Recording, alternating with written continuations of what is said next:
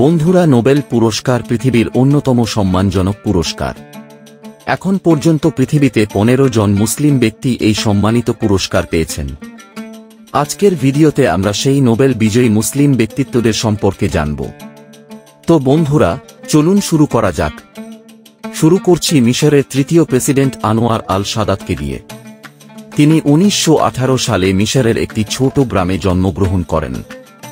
মিশর ইসরায়েল শান্তি চুক্তির মাধ্যমে তিনি 1978 সালে শান্তিতে নোবেল পুরস্কার অর্জন করেন, যা তাকে প্রথম মুসলিম নোবেল বিজয়ী হিসেবে ইতিহাসে অমর করে দেয়।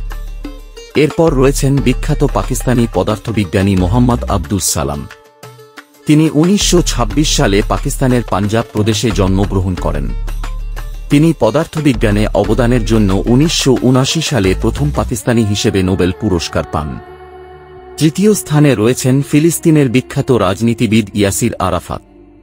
তিনি 1929 সালে মিশরের কায়রো শহরে জন্মগ্রহণ করেন।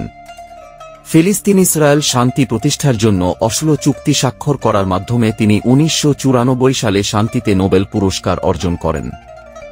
এরপর রয়েছেন মিশরের প্রখ্যাত লেখক নাগিব মাহফুজ, সাহিত্যে অসাধারণ অবদান রেখে 1988 সালে নোবেল পুরস্কার অর্জন করেন। তার রচনায় মিশরের সমাজ এবং সংস্কৃতির গভীর চিত্রায়ন পাওয়া যায়, যা তাকে আন্তর্জাতিকভাবে খ্যাতি এনে দেয়। এরপর রয়েছেন মিশরি আমেরিকান রসায়নবিদ আহমেদ জাওয়াদ। তিনি 1946 সালে মিশরের জামালপুর শহরে জন্মগ্রহণ করেন এবং 1999 সালে ফেন্টোসেকেন্ড রসায়নের জন্য নোবেল পুরস্কার পান। এরপর রয়েছেন ইরানের মানবাধিকার কর্মী এবং আইনজীবী শিরিন এবাদি। গণতন্ত্র ও মানবাধিকার রক্ষায় তার অসামান্য অবদানের জন্য 2003 সালে শান্তিতে নোবেল পুরস্কার লাভ করেন। তিনি ইরানের হামাদান শহরে 1947 সালে জন্মগ্রহণ করেন। এরপর রয়েছেন মিশরের আরেক বিখ্যাত নোবেল বিজয়ী মোহাম্মদ এল বারাদেই। পারমাণবিক অস্ত্র বিস্তার রোধে তার প্রচেষ্টার জন্য 2005 সালে নোবেল শান্তি পুরস্কার পান। তিনি কায়রোতে 1932 সালে জন্মগ্রহণ করেন। এরপর রয়েছেন বাংলাদেশের অর্থনীতিবিদ ডক্টর মোহাম্মদ ইউনুস। ক্ষুদ্রঋণ ধারণার জন্য বিশ্বব্যাপী খ্যাতি অর্জন করেন।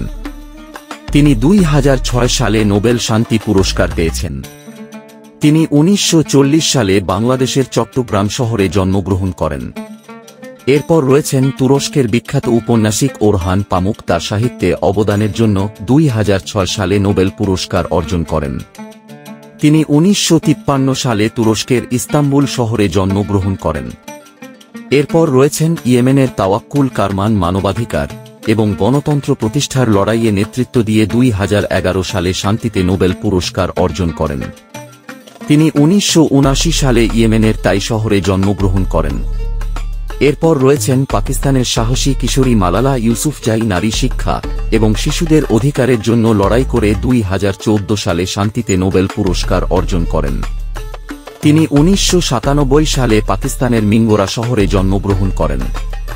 এরপর রয়েছেন তুরস্কের আণবিক জীববিজ্ঞানী আজিজ শানকার। ডিএনএ মেরামতের যান্ত্রিক প্রক্রিয়া নিয়ে গবেষণা করে 2015 সালে নোবেল পুরস্কার পান। তিনি 1946 সালে তুরস্কের মার্দিন প্রদেশে জন্মগ্রহণ করেন। এরপর রয়েছেন তানজানিয়ার লেখক আব্দুল রাজাক বুরনাহ। 2021 সালে সাহিত্যে নোবেল পুরস্কার অর্জন করেন তার অসাধারণ কাজের জন্য। তিনি 1948 সালে তানজানিয়ায় জন্মগ্রহণ করেন। এরপর রয়েছেন আমেরিকান টিউনিশিয়ান রসায়নবিদ মোদি বন্দি। 1961 সালে জন্মগ্রহণ করে 2021 সালে রসায়নে নোবেল পুরস্কার লাভ করেন।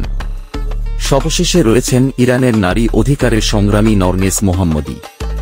তিনি ইরানের নারীদের জন্য স্বাধীনতা ও মানবাধিকারের লড়াইয়ে 2023 সালে শান্তিতে নোবেল পুরস্কার পেয়েছেন।